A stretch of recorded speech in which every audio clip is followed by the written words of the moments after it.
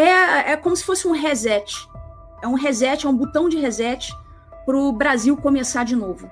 Porque dessa forma não tem como continuar. Não tem como você ir para a internet e falar alguma coisa, você não sabe se você pode falar, você não tem segurança jurídica. Então, a gente precisa dar um reset, bom, tá tudo errado aqui. Olá, é do Carvalho, melhor canal de corte do YouTube. Esse negócio do like e do repost faz toda a diferença e você verificar se está inscrito no canal também com o tal do sininho das notificações. Isso faz com que o YouTube mande para mais e mais pessoas, vejam se estão inscritos no canal. Muita pauta para falar hoje, então vou direto ao ponto. Olha, nós chegamos a 200 episódios e muitos dos nossos episódios acabam tendo mais audiência na internet do que a Globo News tem na televisão, e isso mesmo com os meus canais banidos e bloqueados. Então eu peço a você que considere a possibilidade aqui de também curtir o vídeo e se inscrever nos canais. Nós temos múltiplos canais, TV Flórida, Fio Diário, também o Paulo Figueiredo Show transmitindo esse programa. Então convido a você para clicar aí e se inscrever no canal, sempre faz muita diferença no algoritmo. E eu reforço aqui, estava falando dos meus apoiadores, só foi possível a chegar a 200 episódios de Paulo Figueiredo Show por causa dos valorosos homens e mulheres que me apoiam, e saibam que eu sou muito grato a cada um de vocês que faz parte disso, que com o seu apoio eu tenho certeza que a gente vai chegar mais longe e vai conseguir muito mais coisa. Bom, vamos lá começar a entrevista. A doutora Ludmila Lins Grilo dispensa apresentações. Ela é magistrada de carreira, atua no Tribunal de Justiça de Minas Gerais, é professora, palestrante, ela é conhecida pela luta em prol das garantias individuais, do devido processo legal, pela defesa intransigente dela dos direitos fundamentais e do real papel do Poder Judiciário. Tudo isso garantiu a ela uma imensa perseguição que culminou na aposentadoria compulsória, e desde 2022 ela também está aqui exilada nos Estados Unidos. Ludmila, além disso, é uma querida amiga. Seja muito bem-vinda ao Paulo Figueiredo Show, e eu já começo te perguntando o seguinte: qual é a diferença entre anistia e dosimetria de pena? Tudo bom, Paulo? Boa tarde os espectadores do Paulo Figueiredo Show. É um prazer estar aqui com vocês novamente. Bom, eu sempre quis que alguém me fizesse essa pergunta, eu até agora não falei sobre isso, e eu acho que existe um grande problema em matéria de terminologia. Esse negócio de dosimetria que está sendo dito por aí, PL da dosimetria, isso é algo que, para a gente, né, juízes, né, a gente olha isso, pô, isso não está fazendo muito sentido. Por quê? A anistia é um instituto que compete ao poder legislativo. Dosimetria não é um instituto político, jurídico. Dosimetria significa simplesmente cálculo de pena. Então, não cabe ao legislativo fazer um cálculo de pena. A gente tem que estabelecer uma coisa aqui. Existe a pena em abstrato, que é feita lá pelo Poder Legislativo. Então, o legislador, quando ele define que uma coisa é crime, por exemplo, crime de homicídio, aí ele coloca lá a faixa de pena, né, na qual o juiz vai poder transitar na hora de calcular ali na pena em concreto. Então tem a pena em abstrato, que é a pena que está na lei, e tem a pena em concreto, que é aquela que o juiz ali, analisando um caso, um fato mesmo que aconteceu, ele vai aplicar. Então, na lei, a gente tem a aplicação da pena em abstrato. Isso quem define é o legislador. Ele vai dizer, olha, o homicídio vai variar aqui a pena de 6 a 20 anos. Então, cabe a você, juiz, circular ali, né, tirando a coisa de aumento de pena e tal, mas ali o básico é de 6 a 20. Aí chega na hora da pena em concreto, quando acontece o problema e o juiz vai julgar, ele vai pegar... Opa, aconteceu uma coisa aqui, caiu uma garrafa. O juiz vai pegar a pena definida pelo legislador e vai definir, aí sim, ele vai fazer um cálculo. E esse cálculo é chamado de dosimetria. Então, é por isso que não faz nenhum sentido dizer que o legislador vai fazer uma dosimetria, porque dosimetria significa cálculo da pena em concreto. Não é a previsão abstrata da pena que está na lei, é o cálculo da pena em concreto. Então, só quem pode fazer esse cálculo é o juiz na hora dele aplicar a pena. E outra coisa, na hora da sentença, quando o juiz ele vai dar uma sentença, a sentença tem vários capítulos, digamos assim. O juiz começa fazendo um relatório, dizendo, ou seja, tudo que aconteceu no processo, depois ele faz a fundamentação, ele explica o porquê que ele está decidindo daquela forma, e só na terceira e última etapa da sentença é que vem ali o dispositivo. Aí no dispositivo, o juiz fala, diante de tudo que eu falei até agora, diante de todo exposto, condeno ou absolvo fulano de tal, das penas, dos artigos tal. Então, a partir dali, primeiro ele define quais são os crimes pelos quais o cara vai ser condenado. E logo abaixo ele começa a tal da dosimetria. Então, considerando que eu estou condenando o fulano nesses crimes tais e tais, vou começar a fazer o cálculo aqui. Isso é a dosimetria. Então, quem faz a dosimetria é o juiz e não o legislador. O legislador pode sim, faz todo sentido, fazer a redução das penas em abstrato, não em concreto. Deixa eu entender, então. O que o legislador poderia pegar é falar assim, olha, a partir de agora, a abolição violenta do Estado Democrático de Direito, que é o 358, nunca sei qual 359, não sei o que, ele vira e fala assim, a partir de agora a pena são serviços prestados à comunidade. Isso seria a redução da pena em abstrato. Isso cabe ao legislador. Mas o que ele não pode dizer é José da Silva foi condenado por abolição violenta ao Estado Democrático de Direito. O juiz A, B ou C, o Supremo Tribunal Federal, condenou a 17 anos, mas nós do Legislativo estamos alterando essa pena para 2 anos. Ele não pode, não tem o poder de fazer isso, é inconstitucional. Não, isso é inconstitucional. Quem pode reduzir a pena em concreto é o juiz. Mas, como você falou, o legislador ele pode mexer na previsão em abstrato da pena. Isso ele pode fazer a qualquer momento e isso sempre aconteceu. Tanto mexer para mais como mexer para menos. E aí entra a parte geral do Código Penal, que eu adoro, que aí eu vou explicar, vou tentar aqui de forma simples explicar para a audiência. O legislador pode mexer, pode aumentar ou pode reduzir as penas. Isso vai impactar ou não aquelas pessoas que foram condenadas. Caso o legislador resolva piorar a situação para o réu, ou seja, aumentar as penas de um determinado crime, o legislador pode fazer isso. Em algum momento aconteceu, inclusive. A Lei de Segurança Nacional, ela foi revogada. Fala, amigos do canal. Tá gostando desse vídeo? Então não esqueça de deixar o like, comente o quanto quiser e compartilhe com seus amigos e inimigos por um Brasil melhor e mais justo. Inscreva-se no canal e nos ajude a chegar a 1 milhão de inscritos.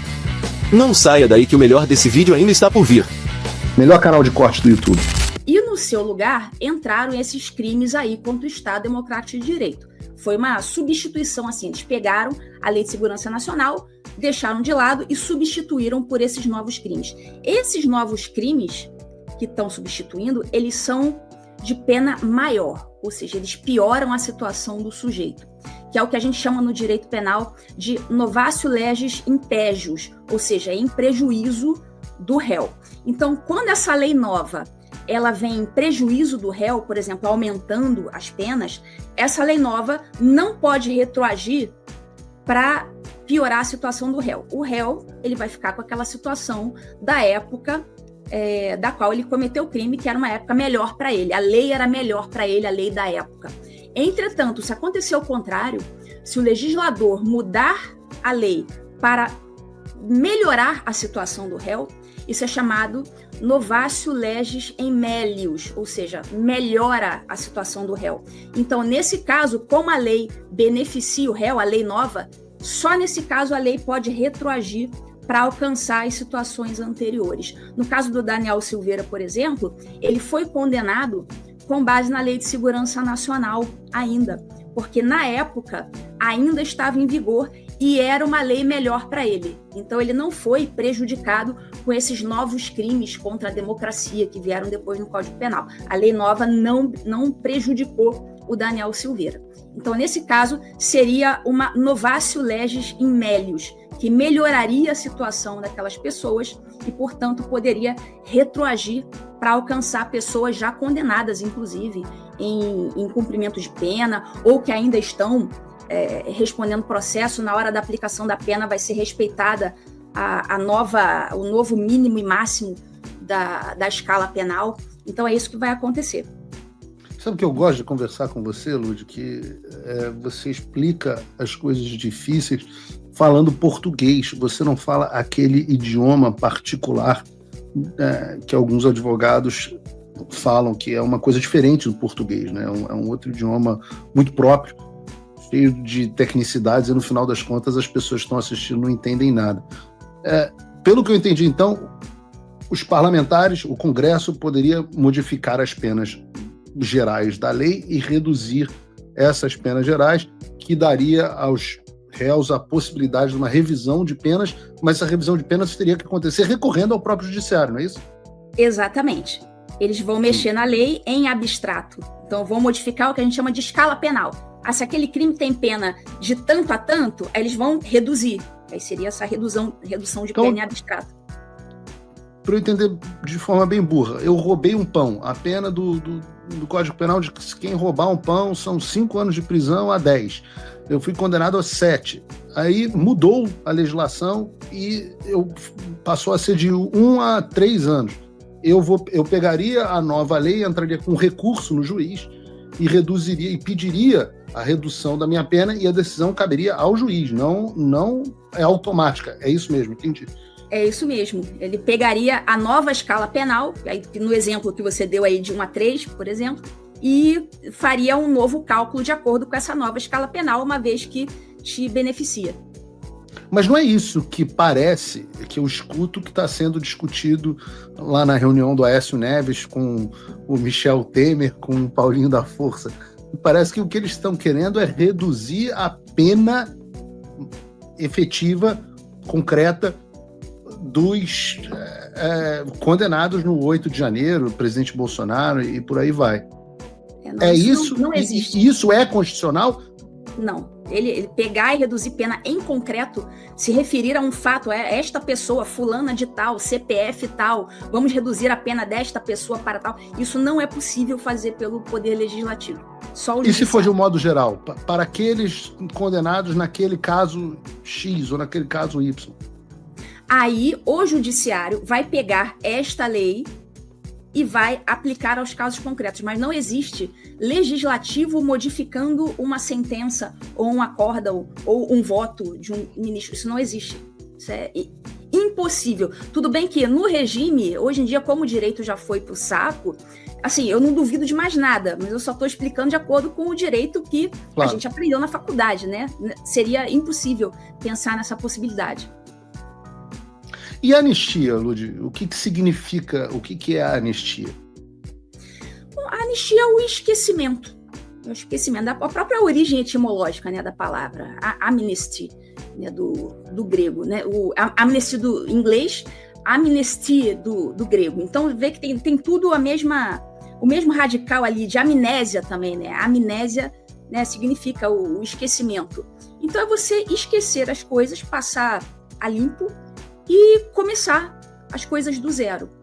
Então, a anistia significa isso, o que inclui também, como aconteceu na anistia de 1979, inclusive os atos daqueles que perseguiram terceiros. Então, aquelas pessoas também, os persecutores, também tiveram os seus crimes esquecidos. É como se fosse um reset. É um botão de reset para o Brasil começar de novo. Porque dessa forma não tem como continuar, não tem como você ir para a internet falar alguma coisa, você não sabe se você pode falar, você não tem segurança jurídica. Então a gente precisa dar um reset, bom, tá tudo errado aqui, vamos começar tudo de novo. Como eu gostei muito de uma expressão do Marcos Polon, deputado, que ele falou o seguinte, que a gente não quer a anistia, a gente tolera a anistia. É claro que o correto, o perfeito, se a gente vivesse no mundo cor-de-rosa, seria o processamento e a condenação daqueles persecutores, daqueles juízes injustos, né, as suas respectivas responsabilizações, anulação de tudo, indenização de todo mundo, tudo isso imediatamente, afastamento dessas pessoas dos seus cargos, né, que eles usam para abusar do poder. Mas nesse momento, menos agora, nesse momento histórico, eu não vejo isso como uma possibilidade. Então, a anistia, não é que eu queira a anistia, simplesmente eu tolero a anistia. Não é algo que eu gostaria, mas nesse momento é o famoso, é o que tem. Então, vamos tentar fazer o que há de melhor em matéria de anistia, porque no momento é a melhor possibilidade. Se você, como eu, tá dormindo mais tranquilo agora que o Trump voltou à presidência, ótimo. Mas e o Brasil? Nosso país continua no buraco. A volta do Trump nos dá esperança, mas as coisas não vão se resolver sozinhas. Vai ser preciso muito trabalho, meu e seu. E não adianta xingar muito nas redes sociais achando que isso resolve alguma coisa. Não tem salvador da pátria, não tem um político que vai resolver por você. A responsabilidade é sua. Eu larguei tudo para me dedicar a isso. E você? Como você pode ajudar sem abandonar as suas obrigações? Simples. Apoie quem está na linha de frente. Sem isso, esse trabalho simplesmente não continua. Acesse www.paulofigueiredoshow.com/apoie e com a partir de $5 por mês, garanta que isso siga em frente. Se puder ir além, torne-se meu patrono Gold e participe do meu grupo privado e ajude a definir as minhas próximas pautas. A diferença entre vencer e perder está na ação. Durma tranquilo, sabendo que você fez a sua parte. Obrigada por assistir o vídeo até o final. Se você já chegou até aqui, confere se já está inscrito no canal e se já deixou aquele like generoso. Estamos quase chegando a 1 milhão de inscritos e a sua ajuda é muito importante para levar o canal Olavo é do Carvalho mais longe. Até o próximo vídeo, meus amigos. E neste momento é muito fácil aos defensores do plano alegar isso é uma teoria da conspiração.